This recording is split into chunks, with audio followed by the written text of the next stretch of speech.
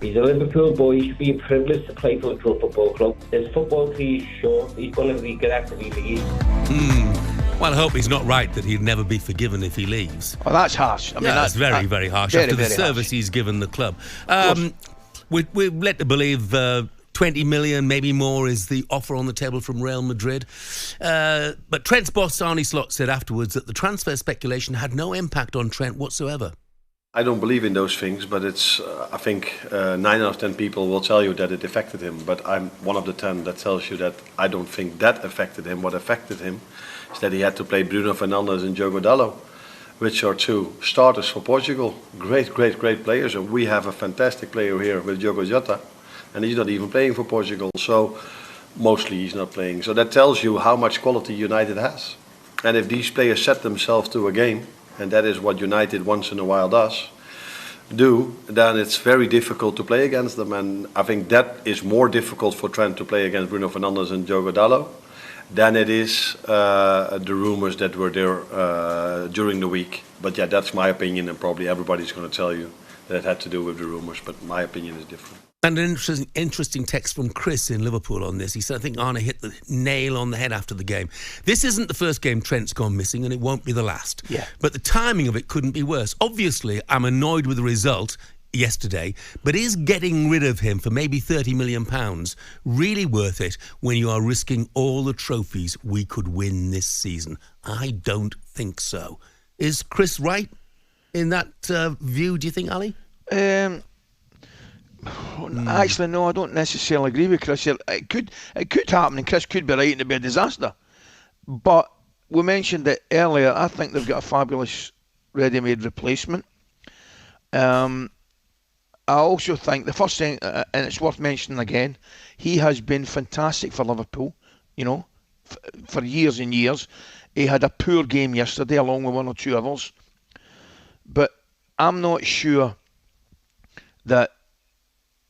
I think the position for me, the right back position, and he's been absolutely brilliant. I would argue that Van Dijk would be more important to them in terms of continued success this season, and probably Salah than Trent, and that's mainly because of position. I think Van Dijk's a Rolls Royce. I think he's absolutely vital to Liverpool, and clearly Salah has been, and he scored his penalty yesterday, has been a revelation again this season. So if you're going to lose one of them, right, I think Trent would be the one that Arne Slot, he would never say it, of course, would probably accept losing out the three of them. I just think we mentioned it. Van Dijk, for me, completely irreplaceable. Salah at this moment in time, arguably the best player in the league, goal scoring, assists, a whole bit. Trent's been brilliant, but out of the three of them, he'd be the one, and I think you've got a ready-made up replacement. Let's hear some views from Liverpool fans. First up is Jonathan. Morning, Jonathan. Morning, Jonathan. Morning, Jeff. Morning, Ali. How are you? Very well, mate. Thanks. Yeah. So what do you think about Trent? Oh, I saw Ali struggling there. It's a tough one. Prior to yesterday's game, I'd have said, no, you keep him till the end of the season. Mm-hmm. But yesterday, I tell you, his head seems on. If, and it's a huge if he continues to play like that, then reluctantly, I'm going to have to say, you take 30 million, 35 million, you push Real Madrid and say, okay, fine, and you replace him, because that's the one point no one's raised. Yeah, we've got Conor Bradley, brilliant player, but if the owners had any ambition, they'd use that money. They've got someone lined up. I think Trent has, sadly, I think his head's gone. I think he is expecting him. And yesterday's performance, Trent's had bad performances in the past, but yesterday, I mean, Ali, could you tell me as a professional, like, he just didn't seem to be, there was no energy, there was no tracking back. It was slow. He was jogging. Yeah. And fans don't mind mistakes when you're being skinned by Messi, but when you're jogging and there's no effort, I could have put more effort in than that. It was disturbing the fact that you're right. I think one of the lads in commentary said it wasn't Ryan Giggs that was going to buy him. It was Dallow who actually played very, very well. You're right, Jonathan. It was a concern, but at the same time, and he has had poor games before, but he's also been excellent this season. Jonathan, thank you very much indeed. Let's take another Liverpool call, shall we? Adam, good morning, Adam. Morning, Adam. Morning, lad. You okay? Yeah, Excellent, good, thanks. mate. Yeah. What do you make of it all? So for me with Trent, his head was battered yesterday. You could clearly see, because like the coach just said, it's not that he's not putting effort. I think Ali's played the game at the highest level. If your head's not on it, it comes across that way. I think his head has gone a little bit. Now, the issue I've got, he's a local lad, and the fan base, I've heard them on talkSPORT coming on calling him a rat and this. He's not a rat. He's an absolutely fantastic player, a legend at the football club. And unfortunately, Liverpool Football Club have put ourselves in this position where they've let his contract run down, and Real Madrid have been wanting to get him. Now, if I was Trent, my head would be turned by that, and I'm just being dead honest. And that's I'm a Liverpool fan.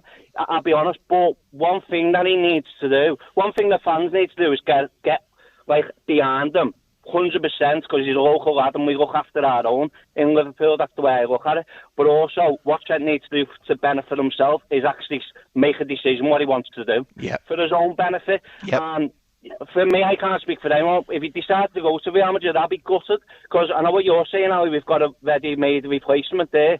Trust me, Ali, I watch him every week. This lad's a special kid, and I mean a special kid, and that's why Real Madrid are coming in for him. So I want to keep him, but I will shake the man's hand if he goes and wish him all the best. And I mean that, but he needs to make a decision. End of story. That's Adam, good to hear, Adam. Adam. On, mate. You're absolutely 100% correct with your assessment. He needs to make a decision, and if a decision is he leaves, I think both parties shake hands and say thanks for a wonderful time together, we're moving on. It's a great call, Adam. Adam, thank you very much indeed for that. One more quick one, I think.